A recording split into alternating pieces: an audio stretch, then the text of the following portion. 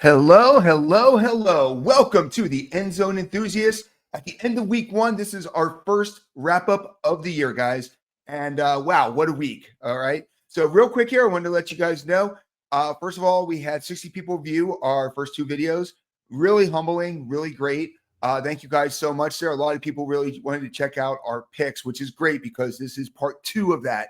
So, if you watched the first one, you might want to watch the second one. We already got 2 subscribers. So, real quick here, because they didn't really introduce us. What is the End Zone Enthusiast? Why that name, right?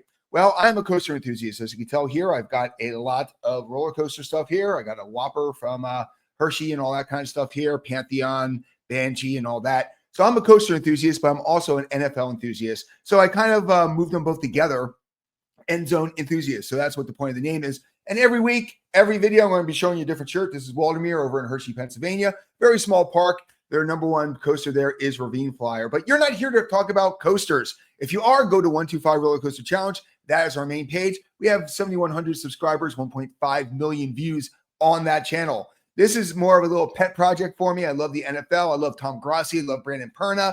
I kind of like Scooter, even though he's a Dallas fan. So because of that, I wanted to kind of basically give you my opinions here. And this is the wrap up for week one. So if you want to get our picks, that was the video that was at the, the one we did on Thursday. And basically the way we work here is we do 3 videos a week. We do our wrap up on Tuesday, which is what you're watching right now. We do our power rankings on Wednesday. And then on Thursday, we let you know what our picks are for week 2. So without further ado, the first game we got to talk about is the Eagles against the Cowboys. Now, going into that game, and since we the way we set it up, I wasn't sure if I was going to do this channel or not this year. I actually picked the Eagles beforehand, but man, that was a lot closer than I thought it was going to be. The Eagles literally very nervous about their second corner. Kind of mad that they got rid of Slay because they didn't have the guy lined up ready to go. And yeah, Cooper DeJean can step in there, and it looks like that might be what they do next week against the Chiefs. But with that being said, that was a weakness. And then the spit gate with Jalen Carter, what stupidity. As of recording this, which is Tuesday at 11 a.m., we still don't know if he's going to be suspended or not. I don't think they should, just because of the fact that he was suspended 1 game for it because he missed the entire game. But it is against the Chiefs. The NFL cannot have their golden boy, Patrick Mahomes and Travis Kelce, go 0-2. That would be sacrilegious. So if they can help, if the NFL can help them out, I'm sure they're going to here. So my guts tell me they're going to suspend Jalen Carter for the Kansas City game, which has absolutely nothing to do with the fact that it's against Kansas City. It has to do with the morals and stuff. But, maybe the NFL will surprise me, all right? But if you didn't know, Eagles win. I got that one correct there. So at the end of this, we're going to be letting you know if I was correct or wrong. And then we're going to let you know how we did at the end of this video there. So now it's the Eagles game. Next game, of course, was the Chiefs, and we just alluded to it pretty much. The Chargers did win that game. So here's a couple of bullet points, and that's what I want to do here is give you 1 or 2 bullet points. Patrick Mahomes was on fire. Patrick Mahomes is legit. He is a very good quarterback. Love him or hate him. Love State Farm, hate State Farm. With that being said, Patrick Mahomes is legit there. Their problem is wide receivers, and they already had Rice out for 6 games because of him.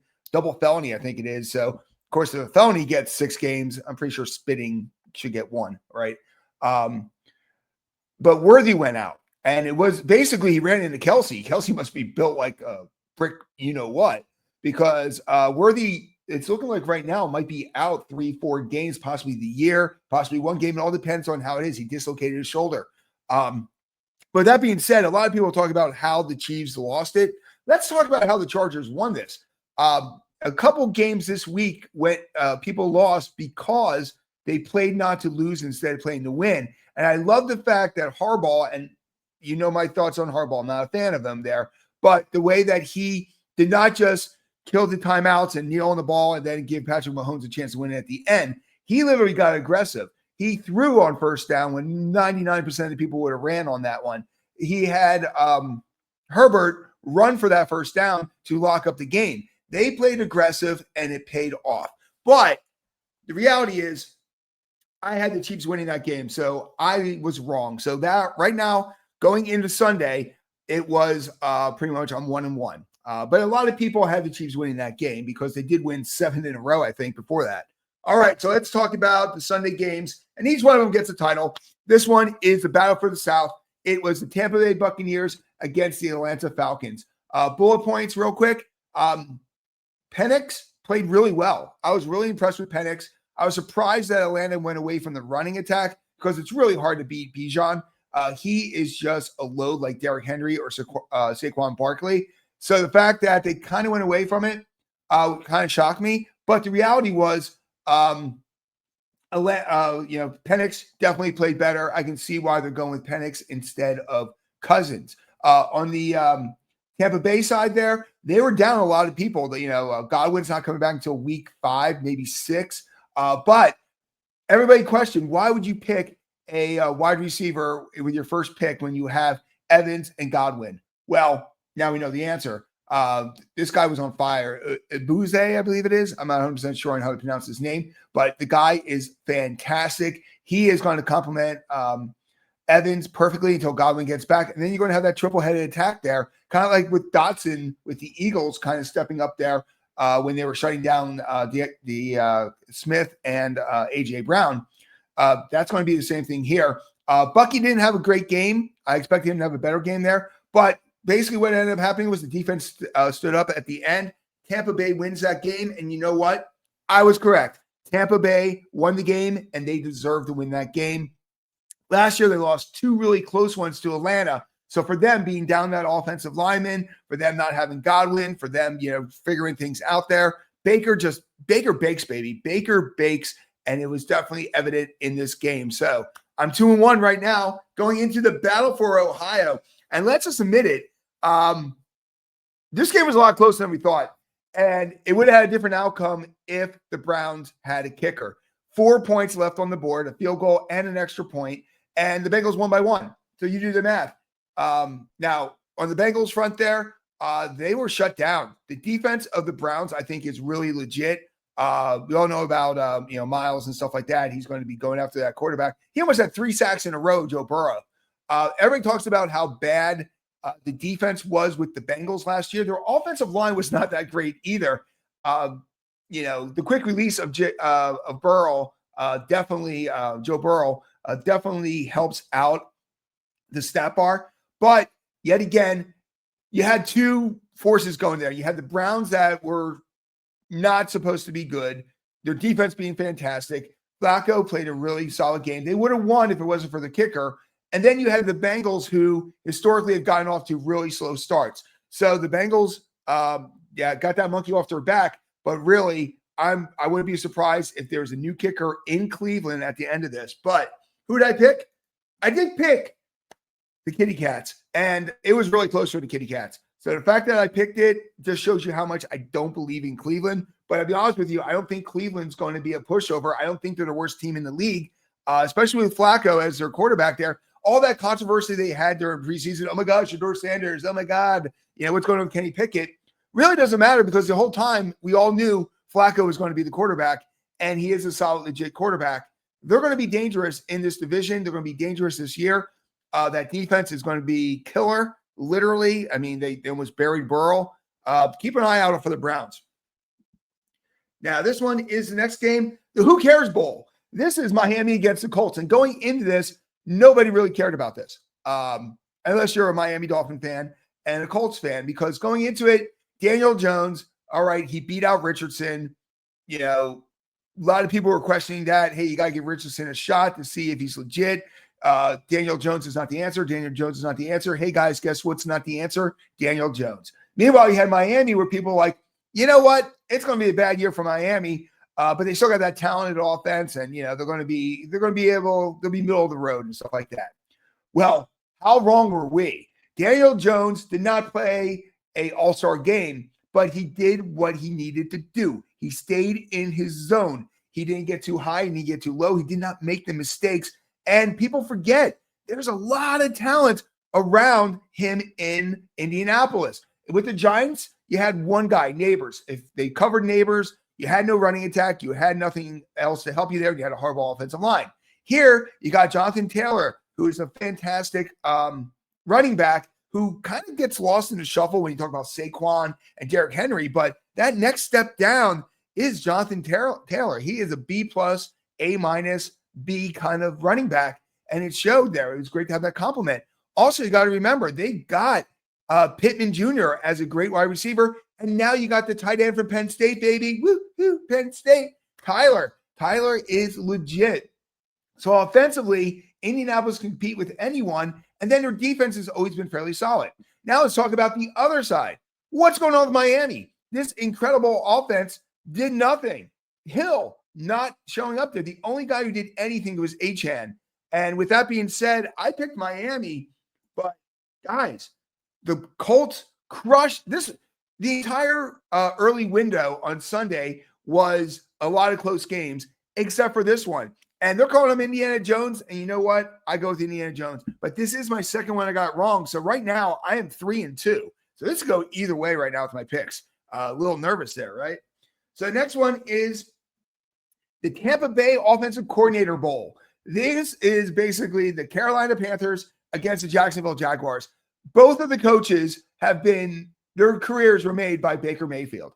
2 years ago, you have Canales going over to Carolina. This is his second year there. And now you got Duval over in Jacksonville. Both these guys are graduates of the Baker Mayfield field of offensive coordinating. And going into this, it could have gone either way. Was Bryce going to take that next step? Was he going to be, or is he going to go back and regress? Is Trevor Lawrence legit? This is a season right now that Trevor Lawrence has to prove that he's worth the contract that he got. All right. So going into this, could have gone either way here, but I did go with the Jaguars, and the Jaguars crush them. Bryce Young did not have a good game. He does not have Thielen anymore there as a safety net. He's got Chuba Hubbard is very good running back, but we got to see more on that end there. Meanwhile, Jacksonville, their defense stood up. Travis Etienne, people were writing him off. Everybody talks about Trevor Lawrence, a career year here. He's got to have one. Well, same thing with Etienne. And then also their two-way wide receiver like that played really good. Jacksonville, especially in that division, the AFC South, could take that division. The Texans are not as good as they used to be. And then you got some bottom feeders there. So keep an eye out on the Jags. But Jags get that victory. I called that one correct. The next one is the Hopeful Bowl. This was the Vegas Raiders against the New England Patriots. And this one could have gone either way. This was a legitimate 50-50 going into it. When I was looking to pick it, you're like, okay, both of them have really good coaches. You got Mike Vrabel over with the Patriots, and then you've got Pete Carroll, who got another chance with the Raiders. So you got two brand new systems going in there. You got Derek May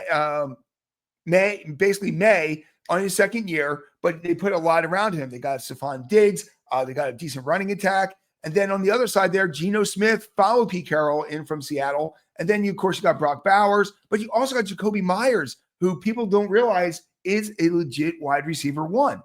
So how is this going to go here? I could have gone either direction. The win went to Vegas, and I picked it right. I picked it right with the 50-50. So I was very happy with my pick there. And the reason why I went that direction was I believe that Geno Smith had a little bit more weapons with Jacoby Myers and all those guys. So because of that, my gut told me go with Vegas. And you know what? I was very happy with that one there. Now, the next one is how bad can they be bowl? This was the Arizona Cardinals, who every year, Tom Grossi and myself have always said, you look on paper, the Arizona Cardinals have to be better than the record tells you. And every year, they're 500. And then you've got the New Orleans Saints, where everybody is saying is not going to be a good team. Spencer Rattler is, not a legitimate starter in the league there. And basically, most people think 1 or 2 wins for the Saints. Well, going into it, I did pick the Arizona Cardinals because, yet again, I believe the hype. But the takeaway here is the Cardinals are legit. As long as Tyler Murphy plays in his wheelhouse, they're going to be a legit, good, solid team. All right. Trey McBride is just fantastic. James Conner has always been solid. Harrison Jr. is starting to pick up there. And the defense, Gannon got his job because of the defense he creates. And now they got Josh Sweat. So they got legitimate pass rushers there. What surprised me more was we were focusing on Rattler, but not Kamara, not Chris Olave, and the other guys on that offense that are legitimate people. Here, we think that the Saints are going to be a pushover because of losing Derek Carr, who was a legitimate guy, and not having a backup plan in place. But the reality is they're not going to be – a lot of people think the Colts, we're going to be pushovers. They're not. I don't think Cleveland and I don't think the Saints are going to be pushovers. Right now, there's only one team I see right now that the way they played in week 1 could be an easy win for people, and that's Miami, unless they get their acting gear. So even though I picked the Cardinals and the Cardinals did win, the Saints definitely showed a lot there. I hope Kellen Moore has some success. I am a Buccaneers fan, so I don't want them to win the division, but I think this is a rebuilding year, and who knows, Spencer Rattler might be better than we all think. The next one is what they call the revenge game, which I don't see it as a revenge game because what kind of revenge does Aaron Rodgers really have for the Jets?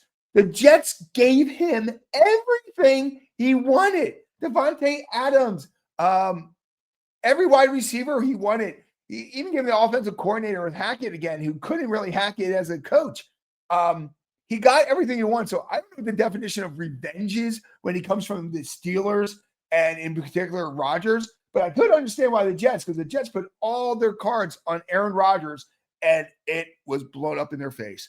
And 2 points here. Aaron Rodgers did have a 4-touchdown game, so I give him that.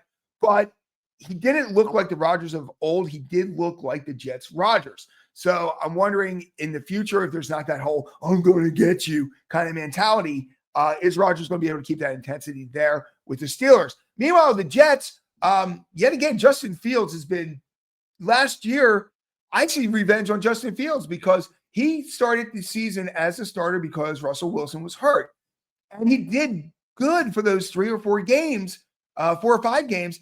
And then when Russell Wilson was good, they put him on the bench. And I'm like, I thought he deserved more of – he deserved to lose that job, not to have it given to Williams on that end. And then, so I think Justin Fields at this point is legit, and he's in a great location. And this game, people are saying, oh, Aaron Rodgers 4 touchdowns and all that. This game was very close, and there was a couple mistakes that the Jets made that ended up cost them the game. However, I did pick the Steelers on this, and I thought it was going to be more of a blowout because I didn't think the Jets were going to be as legit, but Aaron Glenn, legitimate coach. The Jets, yet again, not another pushover here. Now you got the battle of the NFC least, all right? Why am I calling it the NFC least? Well, it's because the Giants are in there. And I picked Washington, of course, and I got that correct here. But the Giants, at this point, they got to get away from Russell Wilson. Russell Wilson looked horrible, and he looked lost. And this is a time right now when Brian Daboll needs to show that he can do what he did a couple years ago with Derrick Jones. And I think you got to get rid of Russell Wilson at this point, not because Wilson is bad and not chaining him in with Winston, because I don't think that's the answer either. I think Daboll picked Dart. I'm pretty sure he picked Dart. He should go down with his quarterback pick. So Russell Wilson's not going to progress anything. He is a stopgap, all right? So once you think Jason Dart is ready to go, you need to go with Dart because more than likely, this is going to be Daboll's last shot. So if you're going to go down, you've got to go down swinging with the quarterback you picked, not the one that the GM picked, all right? Now, on the vice versa side there, Commanders, they won the game, and they look good. I'll be curious to see how they are next week when they're playing a better quality quarterback team with Green Bay. But at this point, they got the W. A win's a win. The Eagles didn't look good. Washington didn't look good. But I did pick this correct. So that's where we are there. Now we're getting into the late window here. And right now I am 1, 2, 3, 4, 5, 6, 7, 8, and 2. I really showed up there, didn't I? So now we're getting into some of these later games here, the 4 o'clock games here. And this one right now is Big D in Denver Bowl. This is all about the Denver Broncos, how good they are going to be against the Tennessee Titans, who have Cam and who is a #1 draft pick. Thrown right into the fire. And nothing could be worse than I'm starting right now. I have limited talent on the offensive side. Let's go up against that defense. And of course, I picked Denver to crush them, and they did. But the rookie, Cam, actually looked pretty good. The problem was his wide receivers were not catching the ball. He only had Pollard right there. So it's hard for them to go up a defense that is built to destroy the offense when there's really no legit wide receivers for him to throw to. So it's going to be tough for Tennessee here. There's going to be growing pains here. A lot of people are picking on Cam right now, saying that he lost that game. He didn't have the weapons to compete. Meanwhile, the offense of Denver did not look great. I think they need to run more. I think you can't be throwing Bo Nix there 40 times a game.